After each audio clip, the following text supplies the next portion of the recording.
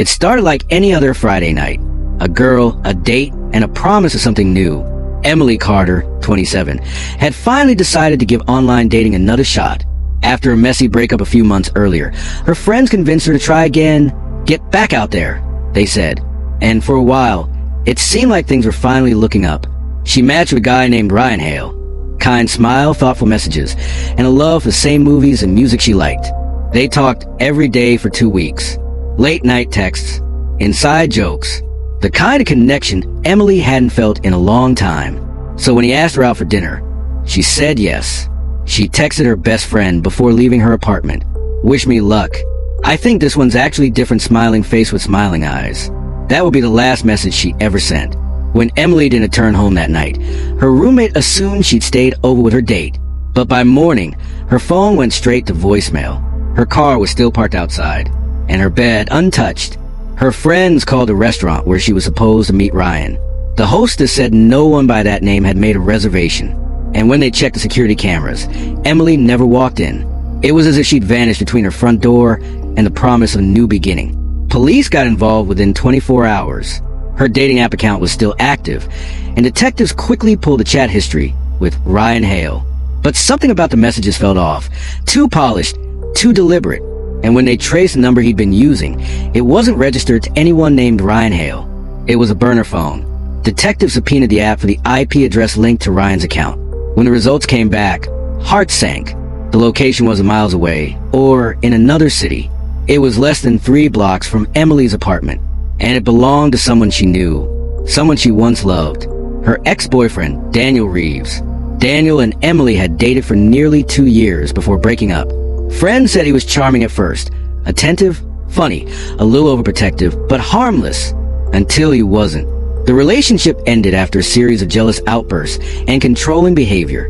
He'd show up unannounced, accuse her of lying, and check her phone when she wasn't looking. When she finally left him, she told friends she felt free for the first time. But freedom, as it turned out, was the one thing Daniel couldn't stand. Detectives brought him in for questioning. At first, he denied everything. He said he hadn't spoken to Emily in months. But when police searched his laptop, they found the truth hiding in plain sight.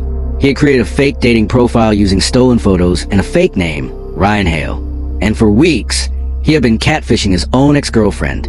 Every message, every compliment, every laugh they shared online came from him. It was a calculated trap.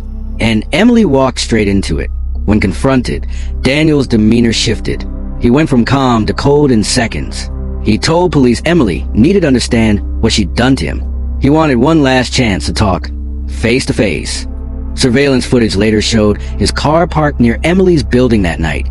When she left her apartment, she walked toward the street corner, where Daniel's car was waiting. He convinced her to get in, saying Ryan had changed the dinner location. That was the last time anyone saw her alive. 3 days later, hikers discovered Emily's body near an old logging road outside the city. Her phone was missing, her purse dumped nearby. Forensic analysis revealed she had been strangled, and inside her jacket pocket was a crumpled piece of paper, printed messages from her fake online chat with Ryan. It was almost like she realized the truth too late. When investigators searched Daniel's home, they found a hidden folder on his computer. It contained dozens of screenshots, their old conversations, pictures of Emily, and transcripts from her new dating profile. He'd been watching her every move online, long before the night she disappeared. The most chilling part? In one of his journal entries, he wrote, "If she won't talk to me as Emily and Daniel, maybe she'll fall for me as someone new." Daniel Reeves was arrested and charged with first-degree murder, kidnapping, and identity fraud. During the trial, prosecutors revealed how meticulously he had planned the crime. He had studied her routine, recreated a fake identity, and even mirrored her interests to gain her trust. The jury took less than 2 hours to convict him. He was sentenced to life in prison without parole. But for Emily's family, justice could never erase the horror of what happened.